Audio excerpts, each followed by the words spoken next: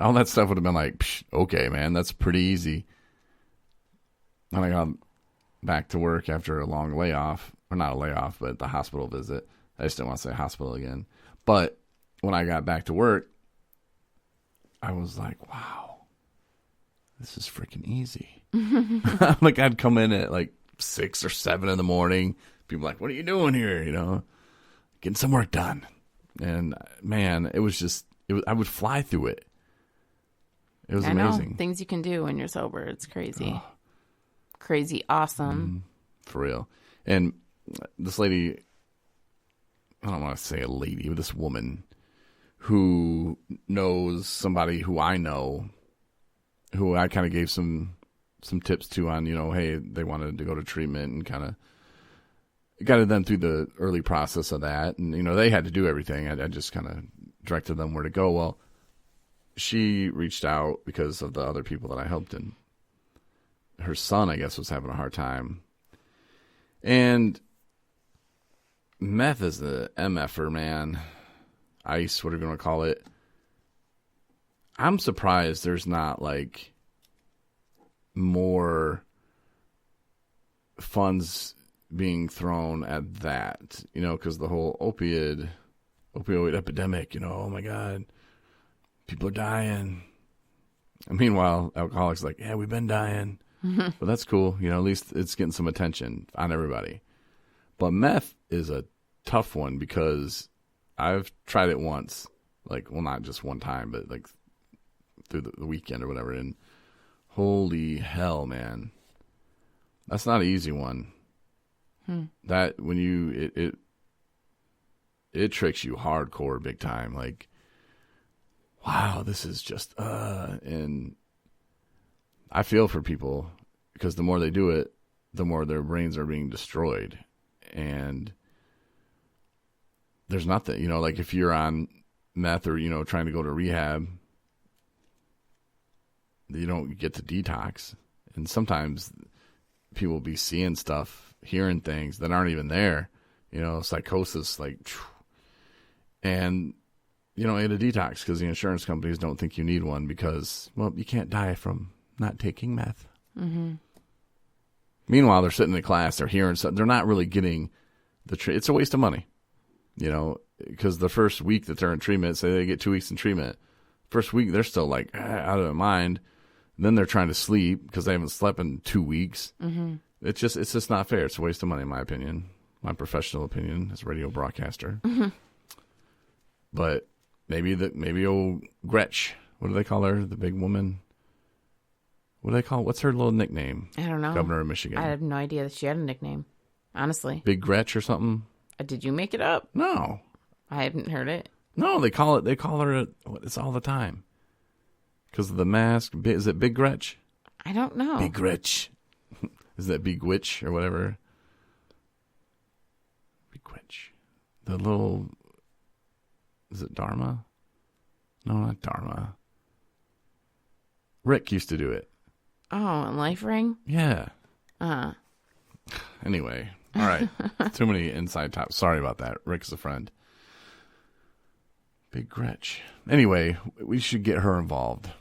And be like, realize this is what happens. Like, I don't know who's coming in here from the insurance companies going, well, they can't die from it. They shouldn't be doing it then. It's their fault. They'll learn. It's not funny. Quit messing with our people. Mm-hmm. But, just to kind of get them off the mat. There definitely needs to be something. I'll say that just as a human being. My professional opinion as a human being. There needs to be something that people on meth can do. But anyway, back to the story. She's having a tough time with it, and from what she's kind of said, and she knows too, the whole suck up process, what a kid will do for more money, hey, I haven't eaten in 4 days, and yeah, I just put my last $4 in gas in my car, that's got to get me to work, and yeah, I just wish I had some money for food. Oh, you can come over here and eat. Oh, but I don't have the gas. Can you just, through Facebook, send me some money? And all right, thanks, bye. And she's come to the point where she's like, well, I'm just going to have to put my foot down and no more money. If he wants to eat, my fridge is open. And, I don't want him coming around if he's using. She's like, I want him to get help. I think that is a pretty good approach. She's given him numbers. She's sat down and talked to him. It's not like she's just like, you're not doing that in my house. Go live in your car. Not at all. He does have an option. And that's the thing with meth, though, is the only option I think he's thinking of is, well, I need some more, and how can I get some money to get more? And that leads to theft. Mm-hmm. It leads to all kinds of bad Big things. One. And now with COVID, you go in the wrong house, oh boy's in there with a shotgun. Mm-hmm. It might not turn out so well. Mm-hmm. But, pray for him is what you can do. And that's a bad drug. They're all bad, but that one's, like I said, I tried it once and it was, I actually flipped over the insurance card and was like, where's this number I need to call? They didn't take me to rehab now. Yeah, the lengths that people will go, for all drugs is insane. But when it comes down to like the money piece, because it's pricey, I don't know. I've never done it, so. Well, I'm glad you'll never try it.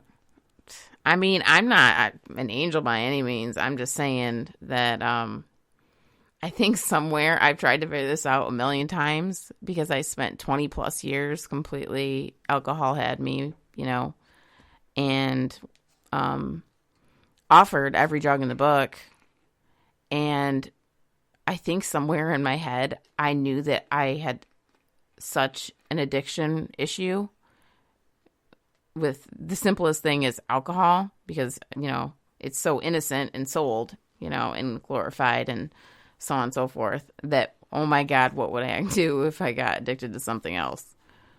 Like I recognized that I had that, that addiction issue. I think that's why, and I honestly believe that's why I steered clear of other drugs. Not all other drugs. I've done other drugs, but I think I saw people and what they would do and how they acted, and that scared me. That scared me a lot. Not that, but then I scared other people with my actions. How many times was I in the hospital? How many times did I seize in the middle of a grocery store? Seize in the middle of a Kroger grocery store. I don't even remember it. I guess the whole produce department was. All I remember is them hovering over me and. Ugh. Dang. Yeah.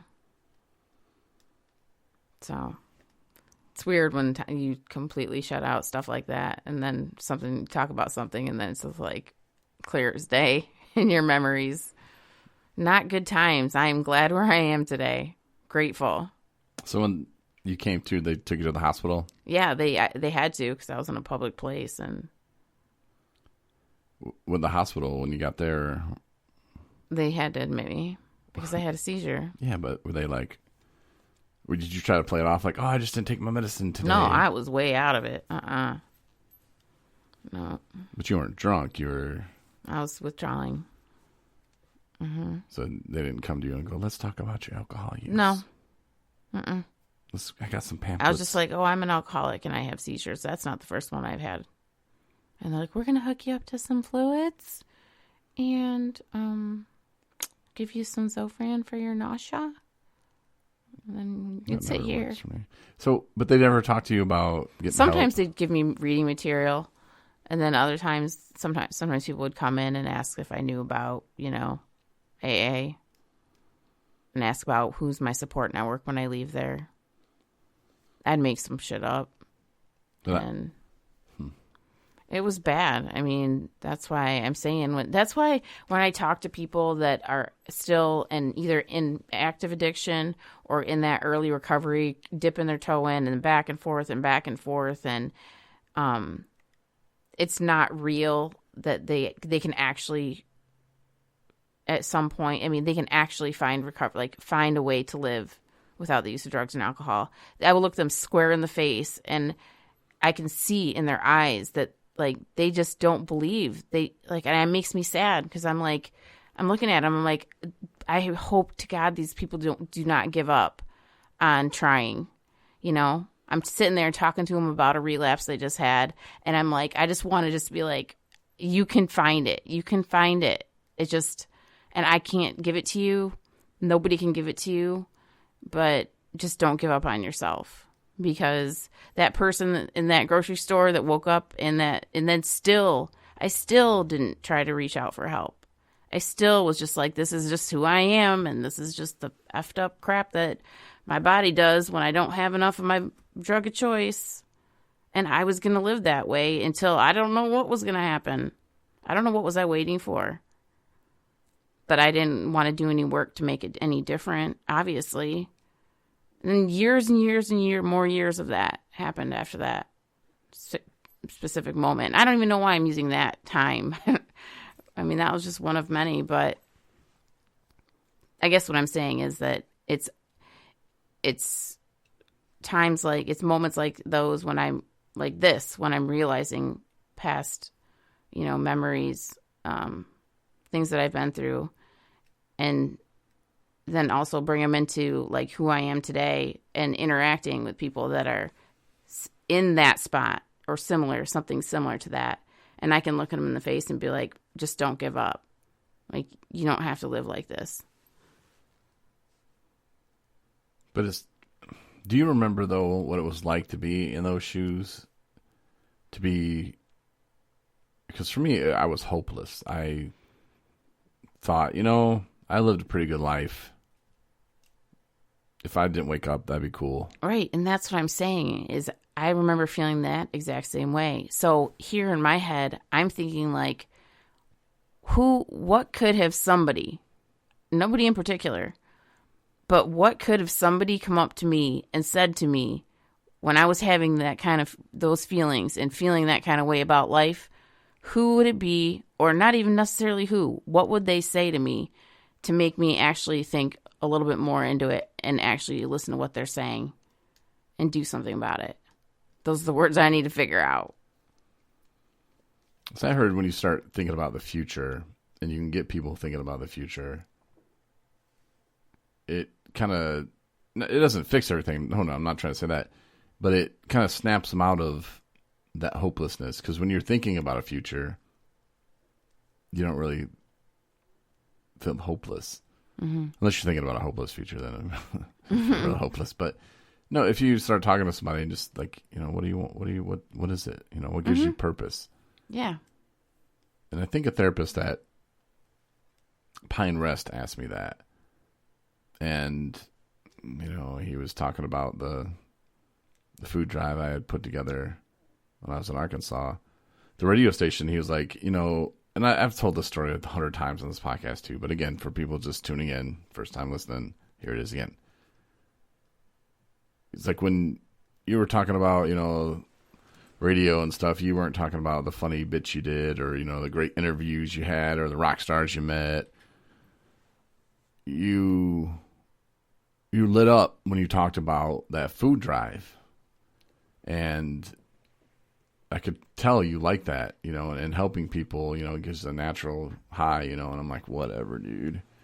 He's like, no, for real. He's like, you lit up. Like when you were telling that story, like, and you fed, 20,000 people and you were just so proud. And I was like, yeah, I was. I still am. And he's like, that right there, man, that's what you have to live for, and quit trying to be happy all the time. You're not going to be happy all the time. Right. But if you can make moments like that where you can look back on, then you can be happy in that moment thinking about those times.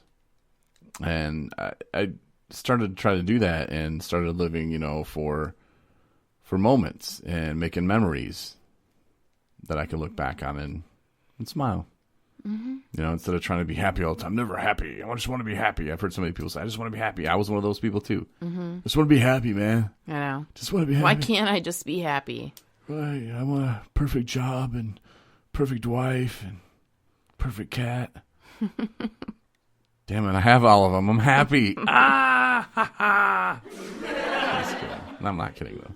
But yeah, it's a challenge, and to think back sometimes I try to put myself in that situation of why couldn't I pull myself out of it?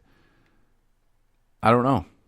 I could say, well, I was on God's plan and it was moving along like it was supposed to. And I think he was giving me just enough leash, and